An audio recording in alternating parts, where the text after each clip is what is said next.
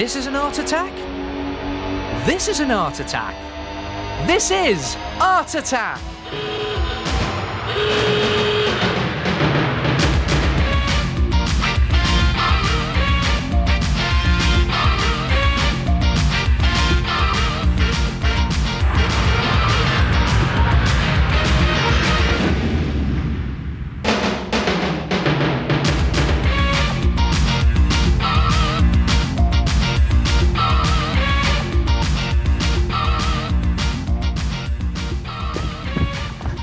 Must put those scissors away sometime. Hello there, how are you? Do you know what I've been doing? I have discovered how to make paper spring into life, literally. Come and have a look at this. Cut 2 long, thin strips of paper, different colours if you like, and then place one of them across the other one, like that. So you've got a sort of L shape, and then just tape those 2 ends into place. Now you have to just do this very carefully, it's quite fiddly to start with. There it is, so you've got your L shape. And then fold the bottom piece up and over the other piece, like that.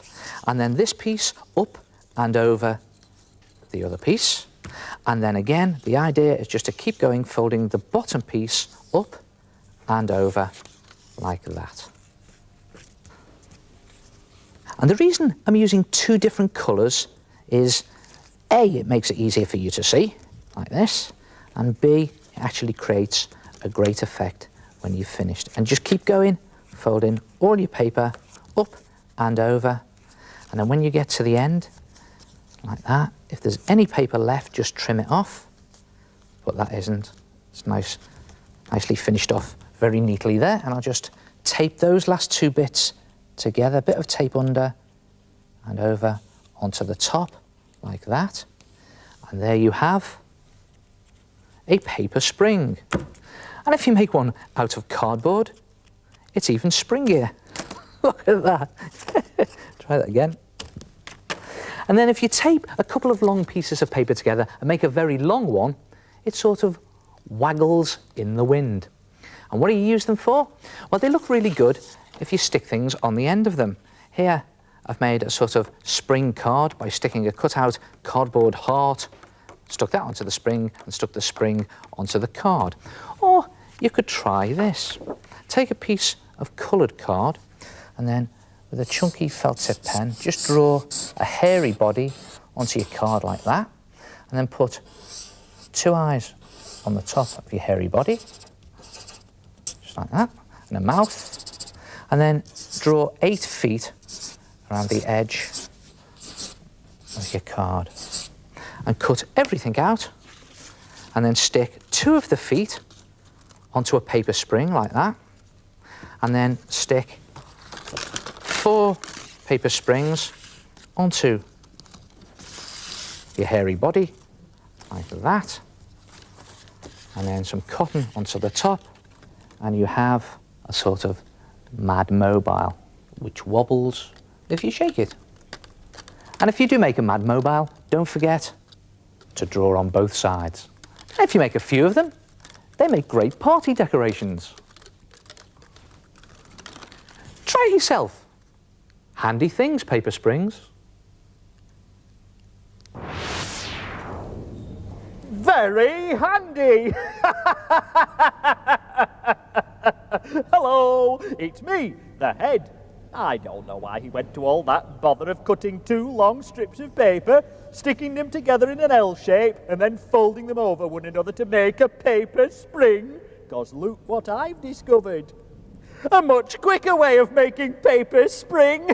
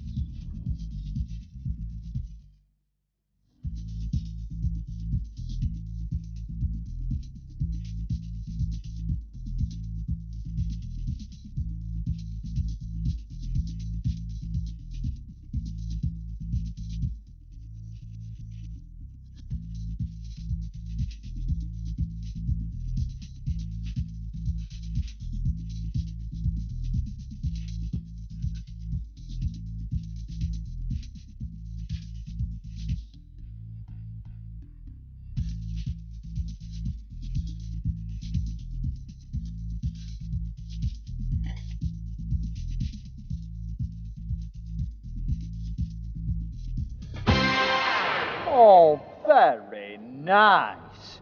But don't you go knocking nails into buildings. You can do it with pins in card, then wind string around the pins. Do you want to see mine? Oh, no! Someone must have taken the pins out. Oh. You know, one of the great things about an ordinary crayon is all the different tones and shades that you can get from one colour just by pressing lighter and harder. But what happens if you haven't got a crayon? If all you got is a felt tip pen? Well, you can't press harder or lighter with that because the ink all comes out the same. Try this. Just draw lines across the area that you want to shade darker, all the way across like that, and you can see it starts to look darker already. And if you put lines across those first lines that you've just drawn in the opposite direction, just crossing in the middle like that, it starts to look even darker. And this method of shading is called crosshatching. It's literally shading using lines that cross each other. Now I want this area to be darker still, so I'm just going to put more crosshatching on, this time in another direction. There it is. You don't have to be neat doing this. And just, again, cross-hatching there, doing lines that go in the opposite direction. And to make it even darker, it's a good idea to just put your lines closer together. And there it is. Now, one pen that's really good for practicing your cross-hatching is just an ordinary ballpoint pen, because you can draw really quickly with it. Watch this. Now, I'm just going to go across the whole of the area on this policeman that I want to shade. So I'm just quickly going across like that, and also on this leg here. I mustn't forget his boots. Now I want this side of him to be darker still, so I'm going to cross-hatch right across the right-hand side of him. There he is, like that. Now there's certain areas I want to be even darker. Places like his belt. Just go in there with even more cross-hatching. And then his boots, like this. And again, you can do this neat if you like, or you can do it quite quickly. And it all adds to that sort of arty effect. And there it is. Try it yourself. Shading using cross-hatching.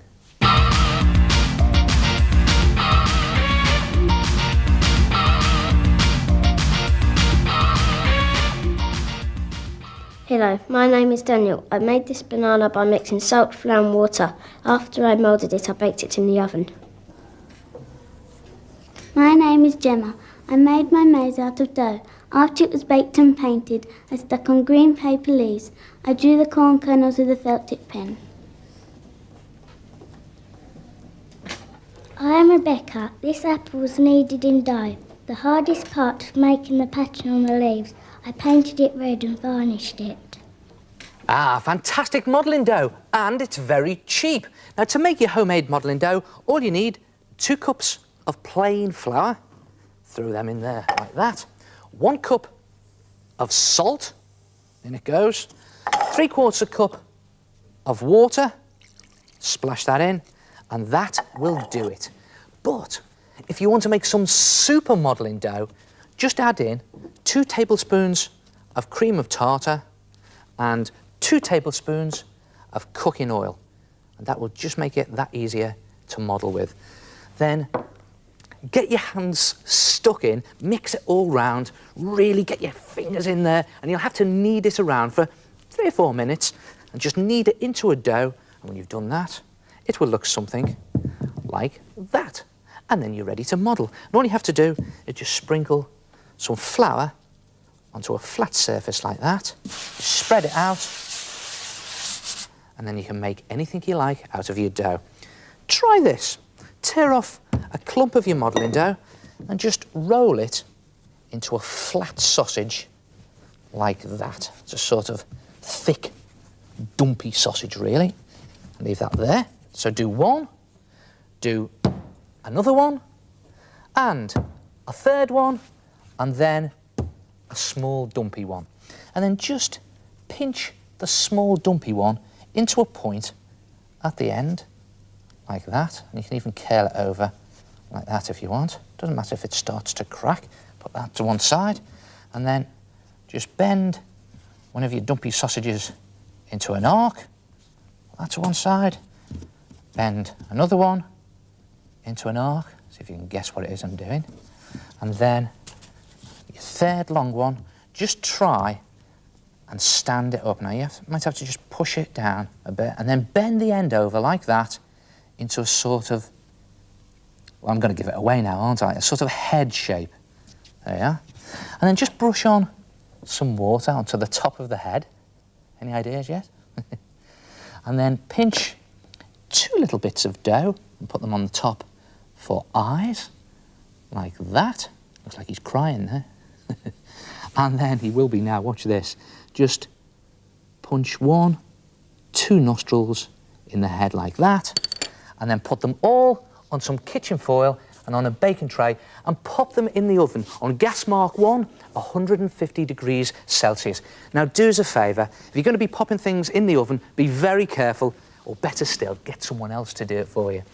And when you pull in your tray out of the oven after 2 hours, you need to do it for 2 hours, wear these, the old oven gloves, because this will be very hot. And when it eventually does cool down, just pull them off your tray and it will have gone rock solid. Look at that. And it doesn't matter if you've got a few little cracks in the bottom there, it all adds to the effect. And anyway, I'm going to paint it now. So you can paint it using poster paint or acrylic paint. I'm just going to slop it on here to show you. That's it, just get it into all the nostrils and all the cracks at the bottom, like that. And you can take some time over it. I'm just doing it quickly to show you. And if you do a neat job out of it, when you're finished, it will look something like that. Look at that. And I've even painted the eyes white, and the rest of it will look something like that, and that, and what about that? A dough Loch Ness Monster. And if you just leave the paint to dry and then coat it with a layer of PVA glue, when the PVA has gone dry, it will have gone hard and solid and see-through and given it this fantastic finish. Try it yourself. Make anything you like. And I'll give you the recipe again. To make homemade modelling dough, you need 2 cups of plain flour, 1 cup of salt, 3/4 of a cup of water, and to turn it into super dough, throw in 2 tablespoons of cooking oil and 2 tablespoons of cream of tartar. Cook your models for 2 hours, and I'll see you next time. Ta-ra!